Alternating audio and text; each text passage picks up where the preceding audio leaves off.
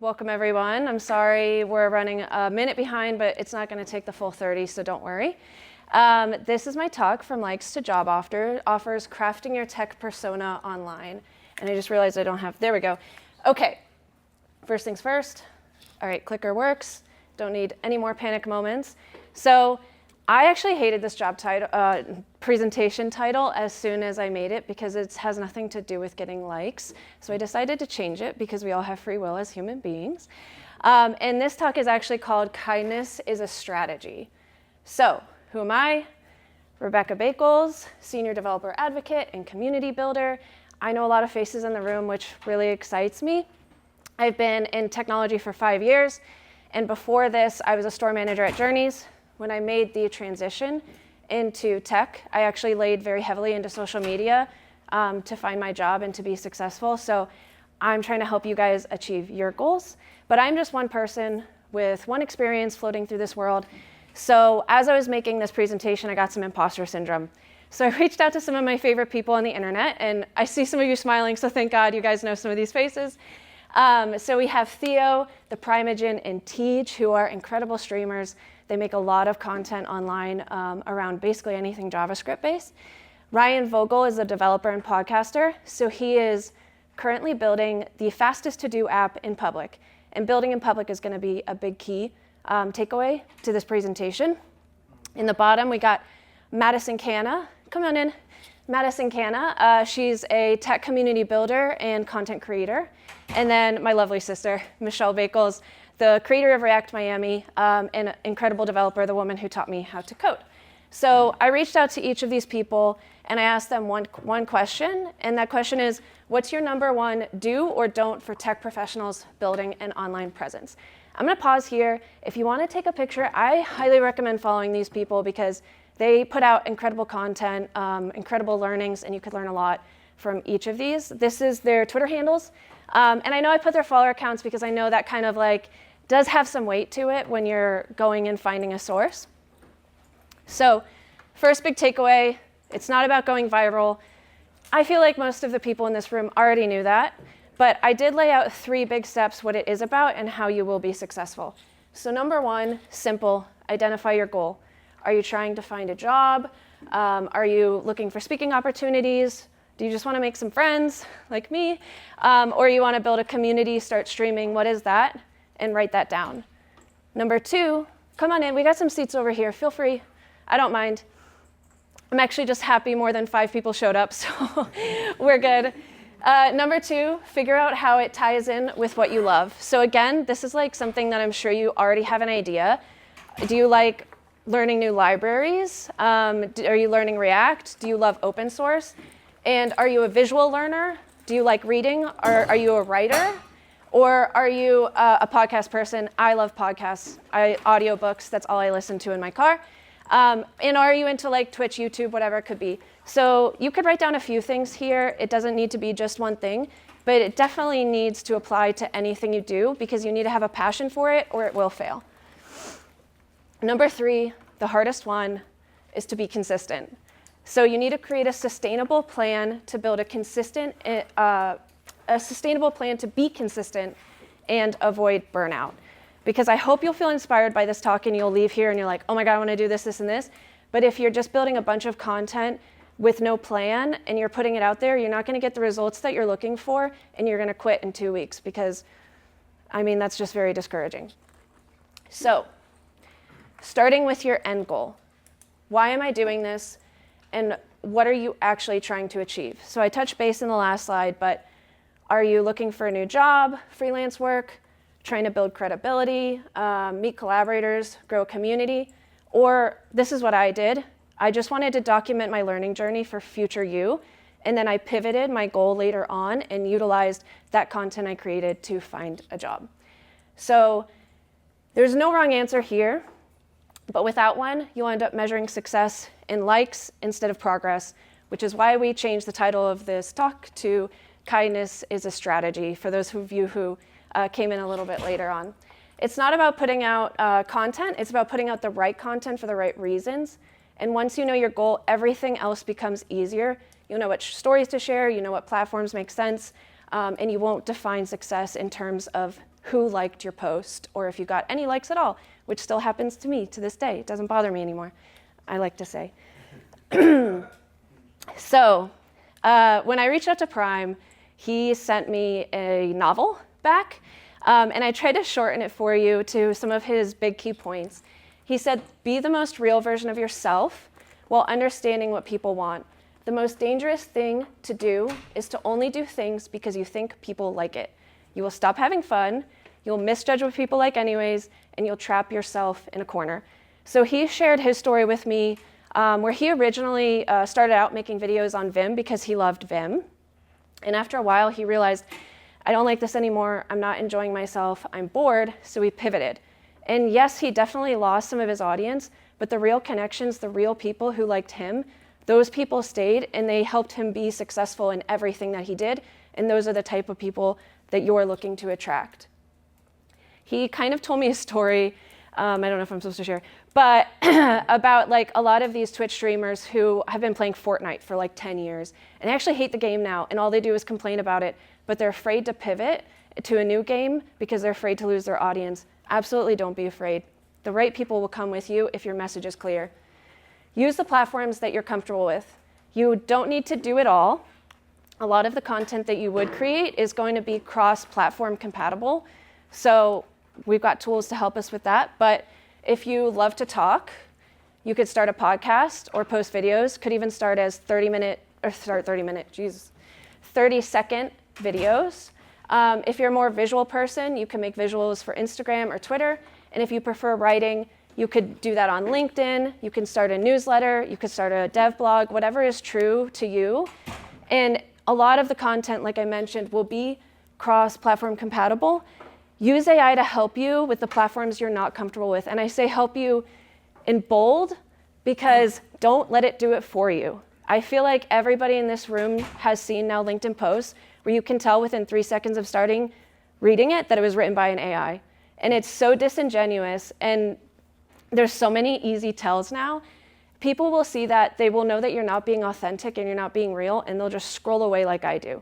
So always write your first draft, use it as a tool to help you edit and perfect, and maybe use it for something that you're not comfortable with. So if you're not comfortable with Twitter, take your LinkedIn post, say, hey, make this as a thread for Twitter, and then it will help outline it for you, and then you can refine that with the AI or take little pieces of it, which is usually what I do. Stay curious. So when I was making my transition into tech, I started in Instagram because I was comfortable with Instagram. I love Instagram. And every single day of my coding bootcamp, I took a picture of myself, and then in the description, I put everything I learned that day, the things that made me uncomfortable, the things that I felt really strong with, and I had no following. I just put it out there for myself, and eventually a community kind of grew around that of other people who were going through the same thing that I had no idea even existed, because I was being genuine, I was being real, and there's going to be an audience for anything that's true to yourself. So Madison Kanna has this talk called You Should Learn Out Loud in 2025, and her biggest takeaway, my biggest takeaway from her talk, also watch it, it's 8 minutes long, worth the watch, is start where you're at. People want to see you transform. They want to be part of your hero journey. They want to see the first line of React code that you wrote and then you getting that React job later. They want to be a part of that and they want to cheer you on and watch you succeed. So Michelle and Theo both touched base on this.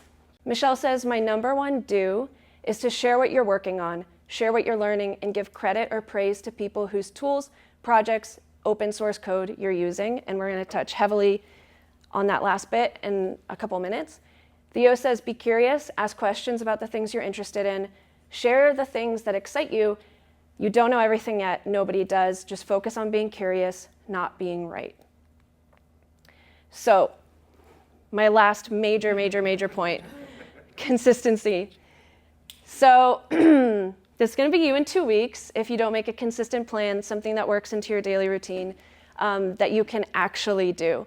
So I live by a set of rules outlined in the book Atomic Habits, and I'm sure everybody in this room has heard of Atomic Habits. And it's about taking a small thing, something you want to achieve, putting it down into like a bite-sized piece, and then attaching that to part of your routine that already exists. So it's called habit stacking if you want to Google it. So an example of habit stacking would be Let's say you want to start building a Twitter presence. Okay, every day after I wash my plate at lunch, I'm going to pull up my phone and I'm going to tweet something. Or I'm going to record a video. So you're attaching that to an action that you do every day without thinking. Eventually, 6 weeks later, that won't be a thought. You'll be able to consistently be posting. So Madison Kanna, this was one of her, this was like the only thing she said. She's like, this is my major point, nothing else matters. Probably my number one do would be to stay consistent. I think people who are consistently sharing online win. It's easy to drop off, but consistency will really show results over time. Results over time being super key. So Ryan Vogel, he's building the fastest to-do app ever in public on Twitter. He posts multiple times a day, updates to his projects, the things that he's building. And his following is growing. Everybody wants to be a part of it because they're excited about what he's building. So his big takeaway, and I didn't even think about this, I'm really happy I messaged him. He said, just post. You don't need to be perfect. You don't need to go viral. You just need to post and be consistent. When you only focus on 5 to 6 big launches, you only have 5 to 6 chances to go viral or find your community, find your people. If you post 6 times a year, I'm not going to follow you, or they're going to forget by the time you post again. I struggle with not being perfect. I feel like everything I need to do needs to be perfect.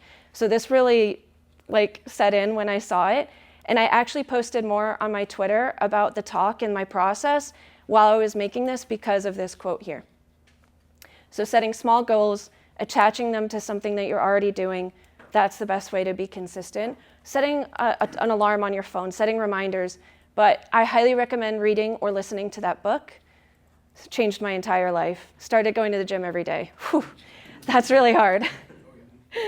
All right, so those were my big takeaways. Here's how you should actually do it or not do it.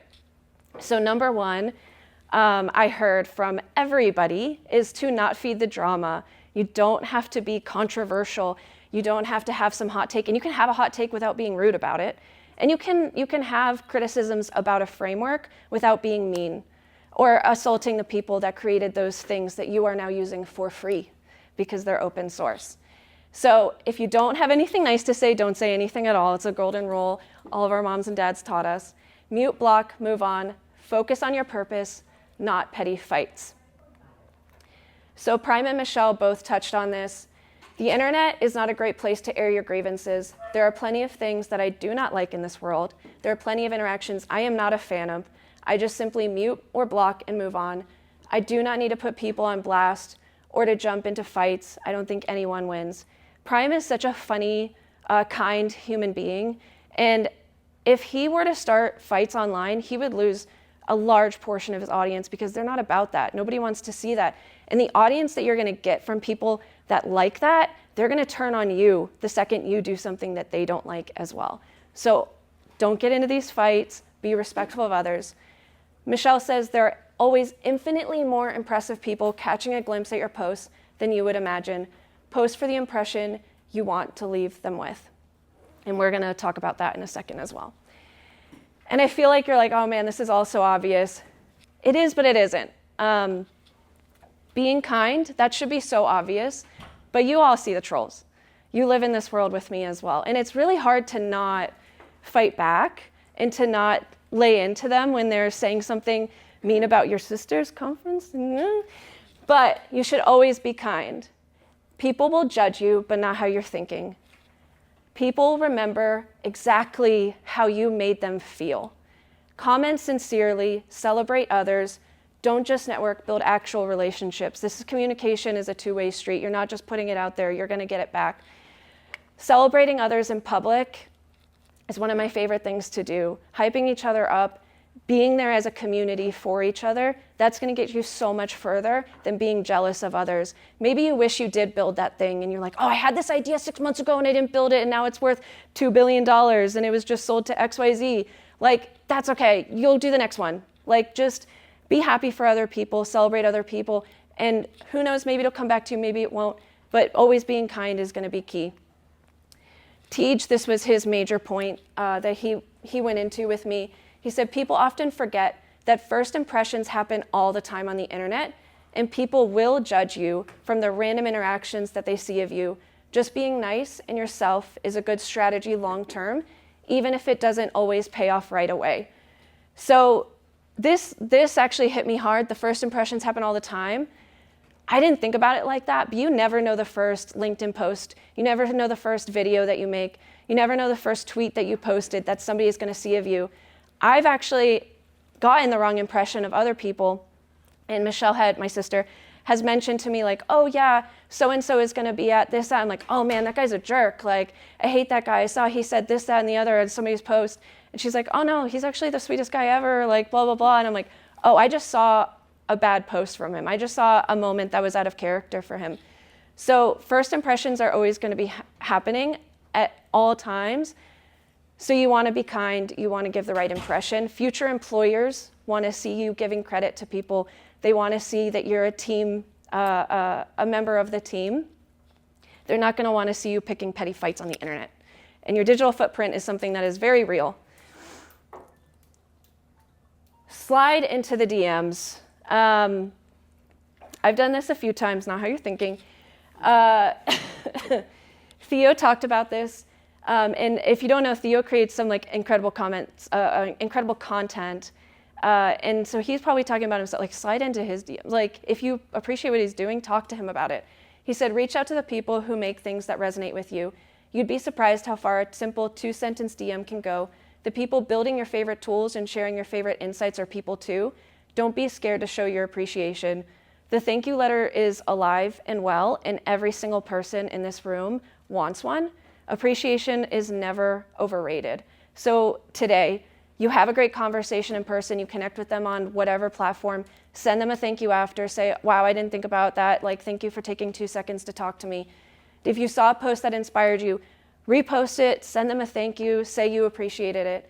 If you use somebody's tool or library, this one especially because they put a lot of work into that, send a thank you, post about it. Talk about, oh, I just started this on my recent project and it's incredible. People really appreciate that and they'll connect with you on a deeper level with that. But anything you offer, do it from the kindness of your heart and expect absolutely nothing in return.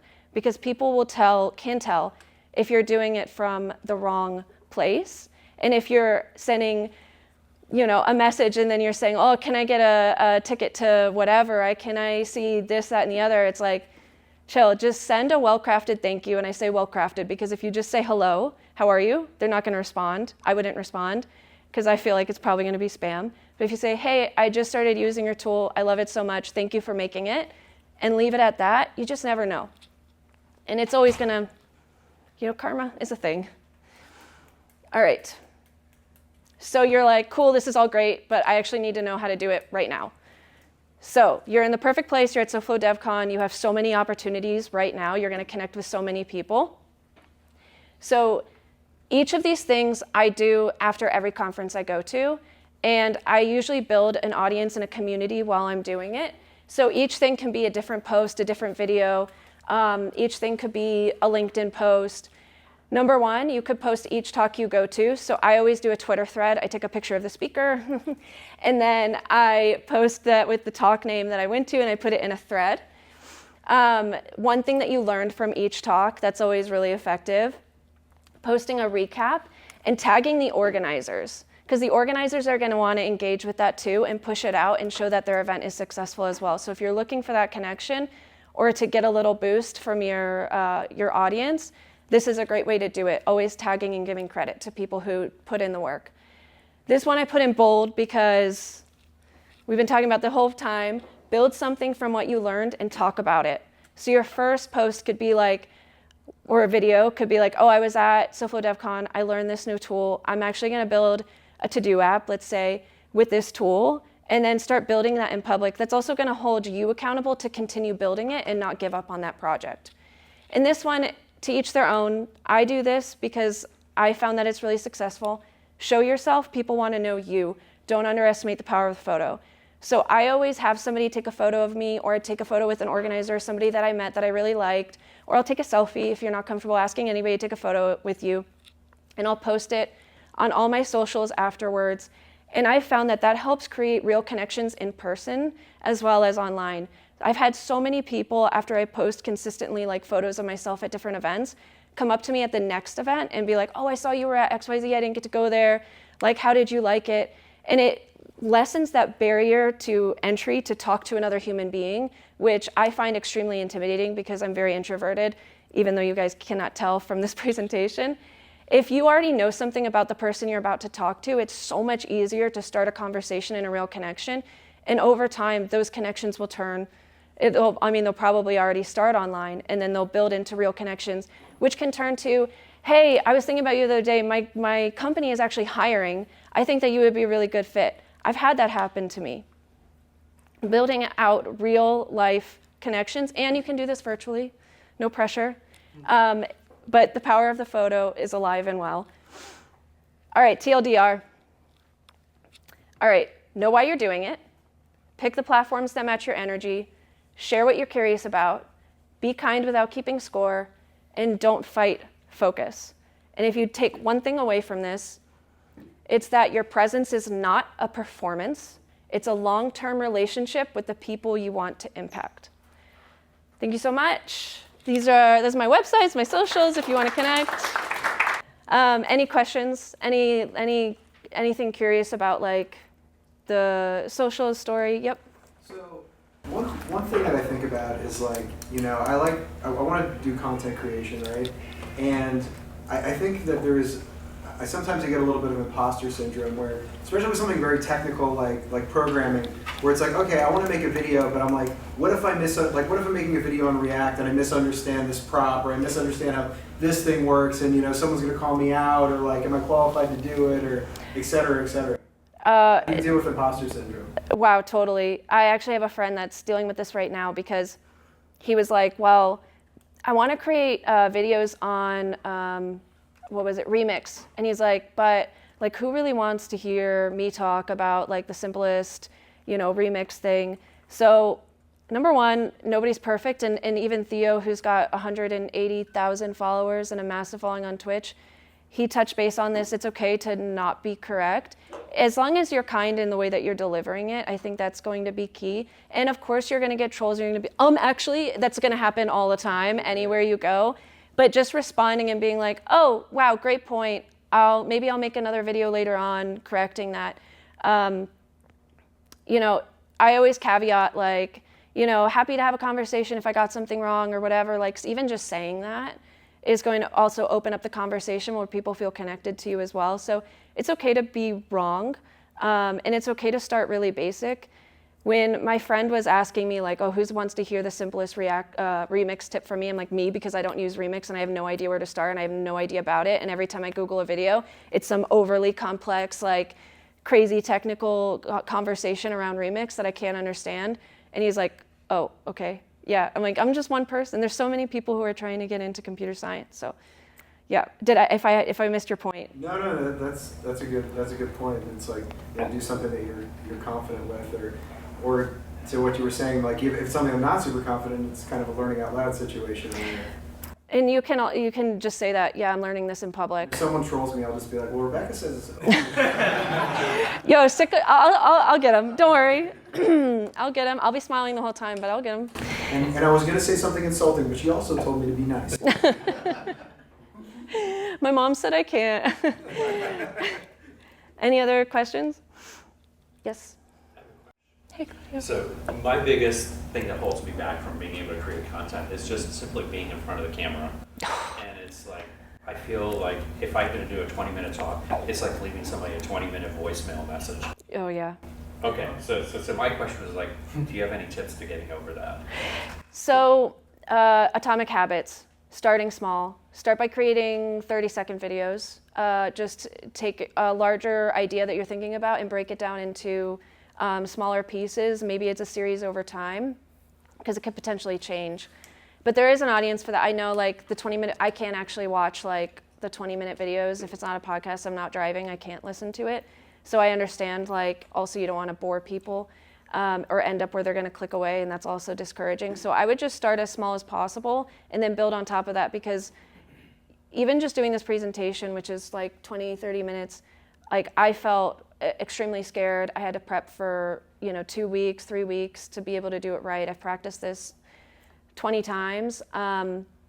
So if it would have been like, oh, I'm making a small little thing, a little tip on like each of these things, I could have done it like that and it would have been done by now. But because I overwhelmed myself into doing a whole talk, then yeah, I can see what your point is. So I would just start very small and start building an audience that way. And then maybe you pivot to a larger platform. Maybe you do Twitch, maybe you do YouTube, but maybe you could start with Instagram Reels, or you could start with YouTube Shorts instead of YouTube videos. It's an option. Cool. And some people don't even go on camera. Like Fireship is popular and no one even knows what he looks like. Yeah. Do a mask or something too. There's a bunch of memes. If you're worried about people losing interest, just put like office memes between everything you say. Yeah, but I mean, I don't do video content often because I'm also not very comfortable in the camera. So I always do like Twitter. I do a lot of tweeting and Twitter stuff, and LinkedIn. I know probably I have connected with a lot of you on LinkedIn, and I post updates every event that I go to. But if you're a video guy, yeah, cool. We got 2 more minutes. Yes. So I'm interested in promoting a company over myself. Yes. Would you say a lot of what you shared can be applied when you want to just? I don't want to really create a personal persona as much as like a persona for my company. Yeah, it's a fine line because I work for City Furniture. I'm our senior developer advocate. I go to all of the events and I represent the company at all of those events, and it can be a little bit weird, a little bit difficult to be like speaking as the company. I would say if you have a company, you probably have ethos that you live by.